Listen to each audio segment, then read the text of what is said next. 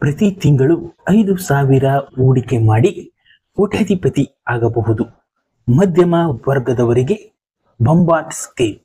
ಯಾವುದು ಈ ಒಂದು ಸ್ಕೀಮ್ ಎಂಬುದರ ಸಂಪೂರ್ಣವಾದ ಮಾಹಿತಿಯನ್ನ ಈ ಒಂದು ವಿಡಿಯೋದಲ್ಲಿ ನಿಮಗೆ ತಿಳಿಸಿಕೊಡುತ್ತೇನೆ. ಇನ್ನು ಯಾರಾದರೂ ಯೂಟ್ಯೂಬ್ ಚಾನೆಲ್ ಹೊಸಬರು ನೋಡ್ತಾ ಇದ್ರೆ ಪ್ಲೀಸ್ ಸಬ್ಸ್ಕ್ರೈಬ್ ಮಾಡಿ, ಎಲ್ಲರಿಗೂ ಈ ವಿಡಿಯೋ ಶೇರ್ ಮಾಡಿ, ಹಾಗೆ ಒಂದು ಲೈಕ್ ಕೊಡೋದನ್ನ ಮರಿಬೇಡಿ. ಪೋಸ್ಟ್ ಆಫೀಸಿನಲ್ಲಿ ಹಲವಾರು ಸಣ್ಣ ಉಳಿತಾಯ ಯೋಜನೆಗಳನ್ನ ಹೊಂದಿದೆ. ಉತ್ತಮ ಆದಾಯದ ಜೊತೆಗೆ ನೀವು ಹೂಡಿಕೆ ಮಾಡಿದ ಹಣವು ಕೂಡ ಸುರಕ್ಷಿತವಾಗಿರುತ್ತದೆ. ಪೋಸ್ಟ್ ಆಫೀಸ್ನಲ್ಲಿ ಹಲವಾರು ಸಣ್ಣ ಉಳಿತಾಯ ಯೋಜನೆಗಳನ್ನ ಹೊಂದಿರತಕ್ಕಂಥದ್ದು. ಇದು ಕೇಂದ್ರ ಸರ್ಕಾರದ ಅಡಿಯಲ್ಲಿ ಬರ್ತಕ್ಕಂಥದ್ದು. ಉತ್ತಮ ಆದಾಯ ಹೊಂದಾಣಿಕೆ, ಹಣ ಸುರಕ್ಷಿತವಾಗಿರುವುದು. ಇವುಗಳಲ್ಲಿ ಹೆಚ್ಚು ಜನಪ್ರಿಯವಾದದ್ದು ಮರುಕಳಿಸುವ ಠೇವಣಿ ಎಂದರೆ ಆರ್.ಡಿ ಯೋಜನೆ ಆಗಿರತಕ್ಕಂಥದ್ದು. ಈ ಒಂದು ಯೋಜನೆಯಲ್ಲಿ ಅತಿ ಕಡಿಮೆ ಹಣವನ್ನ ಹೂಡಿಕೆ ಮಾಡುವ ಮೂಲಕ ನೀವು ಕೋಟ್ಯಾಧಿಪತಿ ಆಗಬಹುದು. ಇತ್ತೀಚೆಗೆ ಕೇಂದ್ರ ಸರ್ಕಾರ ಸಣ್ಣ ಉಳಿತಾಯ ಯೋಜನೆ ಅಡಿಯಲ್ಲಿ ಬಡ್ಡಿ ದರವನ್ನ ಬದಲಾಯಿಸಿದೆ. ಇದರ ಪರಿಣಾಮವಾಗಿ ಮರುಕಳಿಸುವ ಠೇವಣಿಗಳ ಮೇಲಿನ ಬಡ್ಡಿ ದರವು ಹೆಚ್ಚಾಗಿದೆ. ಪ್ರಸ್ತುತ 5 ವರ್ಷ ಆರ್.ಡಿ ಯೋಜನೆಗೆ 6.7% ಬಡ್ಡಿಯನ್ನ ಪಾವತಿಸುತ್ತಿದೆ. ಮೊದಲು 6.5% ಬಡ್ಡಿ ದರವನ್ನ ನೀಡಲಾಗುತ್ತಿತ್ತು. ಮರುಕಳಿಸುವ ಠೇವಣಿ ಯೋಜನೆಯಲ್ಲಿ ಖಾತೆಯನ್ನ ಯಾವುದೇ ಅಂಚೆ ಕಚೇರಿಯಲ್ಲಿ ಅಥವಾ ನಿಮ್ಮ ಹತ್ತಿರದಲ್ಲಿರುವ ಶಾಖೆಯಲ್ಲಿ ಈ ಒಂದು ಖಾತೆಯನ್ನ ನೀವು ತೆರೆಯಬಹುದು. ಕನಿಷ್ಠ ಹೂಡಿಕೆ ಮೊತ್ತ 100 ರೂಪಾಯಿಗಳು ಇರತಕ್ಕಂಥದ್ದು. ಗರಿಷ್ಠ ಹೂಡಿಕೆ ಮಿತಿ ಇಲ್ಲ. ಏನೊಂದು ಖಾತೆ ತೆರೆದ ದಿನಾಂಕದಿಂದ 3 ವರ್ಷದವರೆಗೆ ಒಂದು ಅವಧಿ ಪೂರ್ವ ಹಿಂಪಡೆಯುವಿಕೆ ಸೌಲಭ್ಯವು ಲಭ್ಯವಿದೆ. ಏನು ಮರುಕಳಿಸುವ ಠೇವಣಿ ಯೋಜನೆಯಲ್ಲಿ ಹೂಡಿಕೆ ಮೇಲೆ ಸಾಲದ ಸೌಲಭ್ಯವೂ ಕೂಡ ಇರತಕ್ಕಂಥದ್ದು.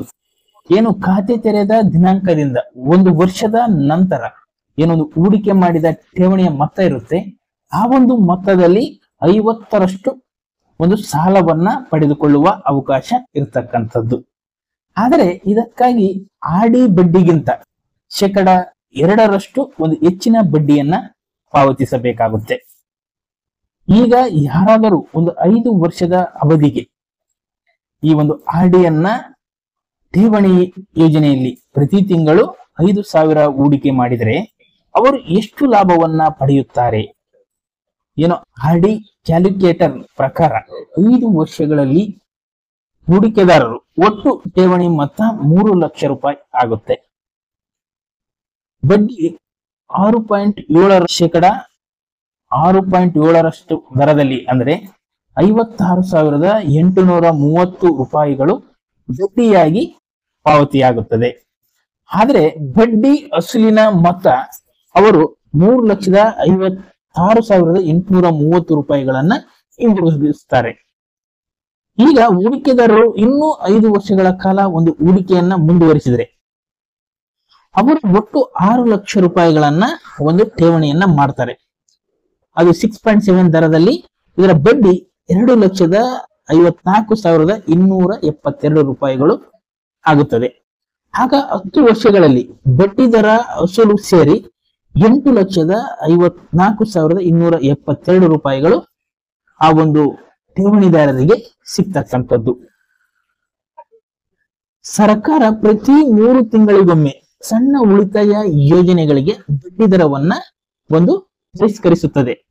ಕಳೆದ ಬಾರಿ ಮರುಕಳಿಸುವ ಠೇವಣಿಗಳ ಮೇಲೆ ಮಾತ್ರ ಬಡ್ಡಿಯನ್ನ ಒಂದು ಹೆಚ್ಚಿಸಲಾಗಿತ್ತು. ಹಿರಿಯ ನಾಗರಿಕರ ಒಂದು ಉಳಿತಾಯ ಯೋಜನೆಗಳು, ರಾಷ್ಟ್ರೀಯ ಉಳಿತಾಯ ಪ್ರಮಾಣ ಪತ್ರ, ಸಾರ್ವಜನಿಕರ ಭವಿಷ್ಯ ನಿಧಿ, ಕಿಸಾನ್ ವಿಕಾಸ್ ಪತ್ರ ಮತ್ತು ಸುಕನ್ಯಾ ಸಮೃದ್ಧಿ ಯೋಜನೆಗಳ ಬಡ್ಡಿ ದರದಲ್ಲಿ ಯಾವುದೇ ಬದಲಾವಣೆಗಳನ್ನ ಮಾಡಿರುವುದಿಲ್ಲ.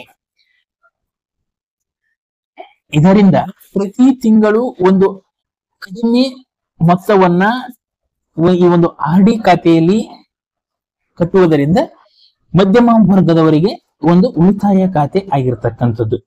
ಈ ಒಂದು ಪೋಸ್ಟ್ ಆಫೀಸಿನಲ್ಲಿ ಹಲವಾರು ಒಂದು ಯೋಜನೆಗಳಲ್ಲಿ ನೀವು ಉಳಿತಾಯವನ್ನ ಮಾಡಬಹುದಾಗಿದೆ. ಏನಾದರೂ ಈ ಒಂದು ವಿಡಿಯೋದಲ್ಲಿ ಡೌಟ್ ಇದ್ರೆ ಕಮೆಂಟ್ ಬಾಕ್ಸ್ ನಲ್ಲಿ ಕಮೆಂಟ್ ಮಾಡಿ. ಈ ಒಂದು ವಿಡಿಯೋ ನೋಡಿದ್ದಕ್ಕಾಗಿ ಎಲ್ಲರಿಗೂ ಧನ್ಯವಾದಗಳು. Thank you so much.